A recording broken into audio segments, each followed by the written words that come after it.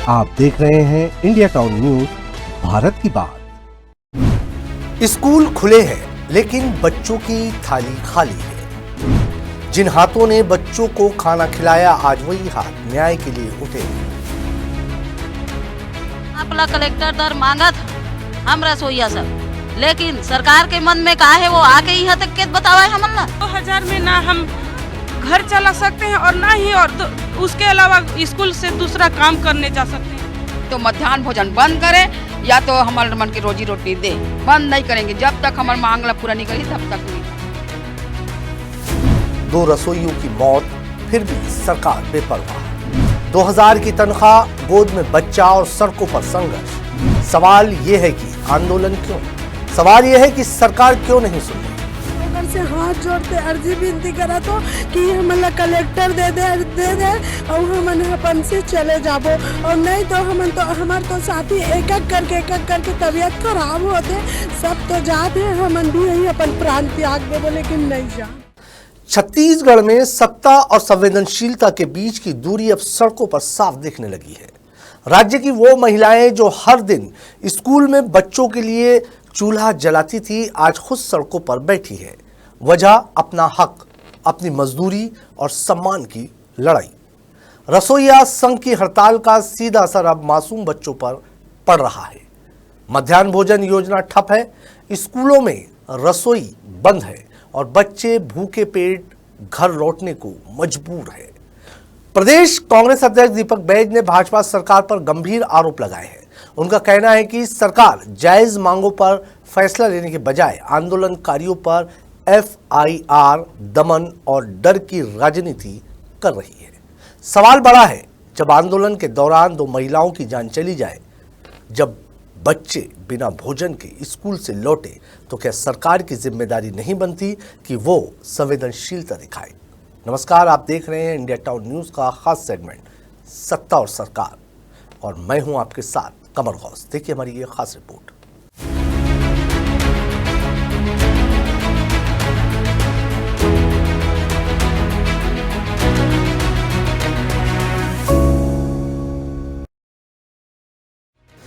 छत्तीसगढ़ के अलग अलग जिलों में पिछले 1.5 महीने से मध्याह्न भोजन रसोइया संघ आंदोलन पर है। ये वही रसोइये हैं जिनकी मेहनत से राज्य के लाखों बच्चों को रोज पौष्टिक भोजन मिलता है, लेकिन आज हालात ऐसे हैं कि स्कूलों में रसोई का चूल्हा ठंडा है, मध्याह्न भोजन नहीं बन रहा और बच्चों को खाली पेट घर लौटाया जा रहा है। शिक्षा विभाग के दावे अपनी जगह है, लेकिन जमीनी हकीकत यह है कि हड़ताल का सीधा असर बच्चों के पोषण और पढ़ाई पर पड़ रहा है। प्रदेश कांग्रेस अध्यक्ष दीपक बैज ने इस पूरे हालात के लिए भाजपा सरकार को जिम्मेदार ठहराया।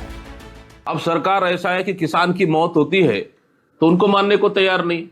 आज आंदोलन कर रहे धरना स्थल पर मौत हुई और उसके बाद इस तरह की बयान, मैं समझता हूं सरकार की एक दिवालिया मानसिकता है और सरकार की इस तरह की बयान आना गैर जिम्मेदाराना बयान है।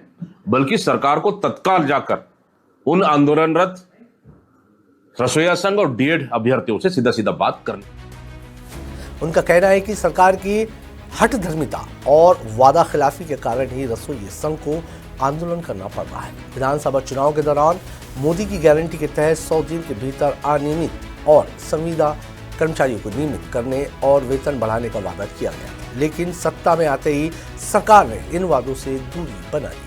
रसोइया संघ के कर्मचारी आंदोलन कर रहे हैं और 2 लोगों की मौत हुई, दुखद घटना है। सरकार तत्काल इनकी मांगों का निराकरण करना चाहिए। आंदोलन करते करते उसकी जिम्मेदार है कौन? आंदोलन करने को मजबूर किसने किया?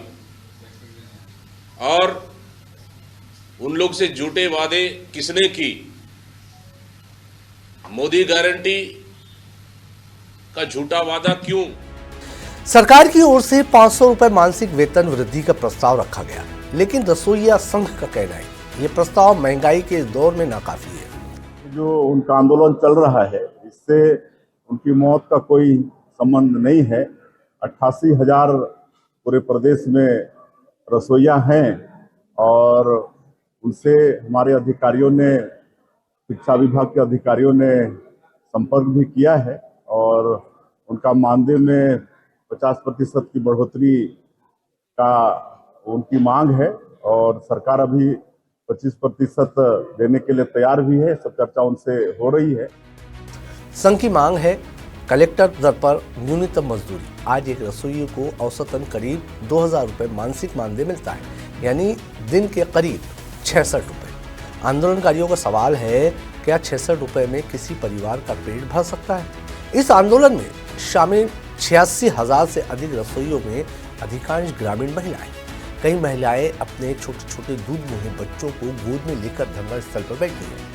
ठंड बढ़ रही है, खुले आसमान के नीचे महिलाएं बैठी हैं, लेकिन उनकी सुनवाई नहीं हो रही। धरना स्थल पर शौचालय, पेयजल और प्राथमिक चिकित्सा जैसी बुनियादी सुविधाओं के अभाव के आरोप भी लगाए जा रहे हैं। यहाँ क्या है ना सर, 66 रुपये रोजी है, तो कहाँ से ढंग से यहाँ खाना पीना भी तो नहीं खा रहे थे।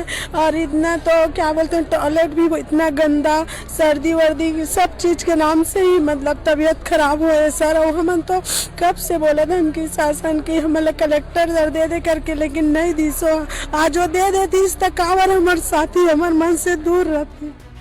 आंदोलन के दौरान दुलारी यादव और रुक्मणी सिन्हा की मौत हो गई। रसोइया संघ का आरोप है कि अगर सरकार समय रहते उनकी मांगों पर बातचीत करती तो आज ये दोनों महिलाएं जिंदा होती। लेकिन आरोप है कि सरकार न सिर्फ मौतों पर चुप है, बल्कि पूरे मामले पर पर्दा डालने की कोशिश कर रही है।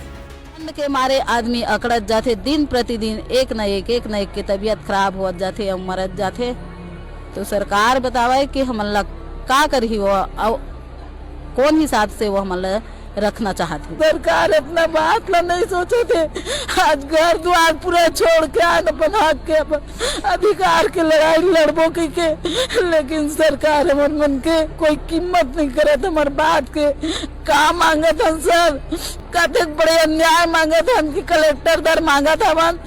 तो कोई बड़ा भारी मांग नहीं है सरकार पर, लेकिन सरकार मर जाते कोनो है तो मोर जवाबदारी न है कि सर ये अच्छा बात थोड़े है। रसोइया संघ का आरोप है कि आंदोलन को दबाने के लिए प्रशासनिक आतंक फैलाया जा रहा है। अब तक 500 से अधिक एफआईआर आंदोलनकारियों पर दर्ज की जा चुकी है। शांतिपूर्ण प्रदर्शन कर रही महिलाओं को जेल भेजने का डर दिखाया जा रहा है। नेताओं, मंत्रियों और विधायकों से मिलने से रोका जा रहा है। धक्का मुक्की और मारपीट के आरोप भी सामने आए हैं। इस पूरे टकराव का सबसे बड़ा नुकसान हो रहा है स्कूल में पढ़ने वाले बच्चों का। मध्याह्न भोजन योजना केवल एक योजना नहीं, बल्कि बच्चों के पोषण और स्कूल में उपस्थिति का आधार है। अगर हालात ऐसे ही बने रहे तो इसका सीधा असर बच्चों के स्वास्थ्य और शिक्षा पर पड़ेगा। अब रसोइयों की मांग सिर्फ वेतन वृद्धि तक सीमित नहीं है। संघ की मांग है कि आंदोलन के दौरान जिन महिलाओं की मौत हुई है उनके परिजनों को मुआवजा दिया जाए। साथ ही आंदोलनकारियों पर दर्ज एफआईआर तत्काल वापस ली जाए और सरकार संवेदनशीलता दिखाते हुए बातचीत करे।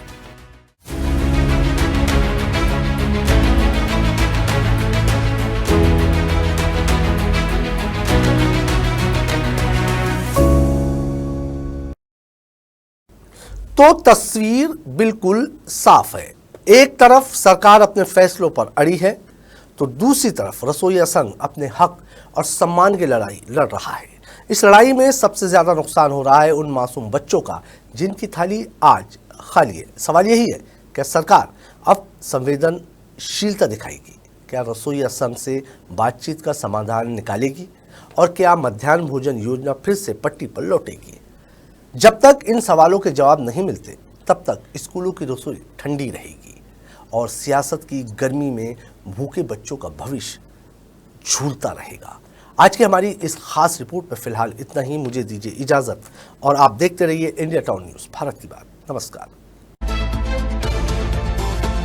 आप देख रहे हैं इंडिया टाउन न्यूज़, भारत की बात।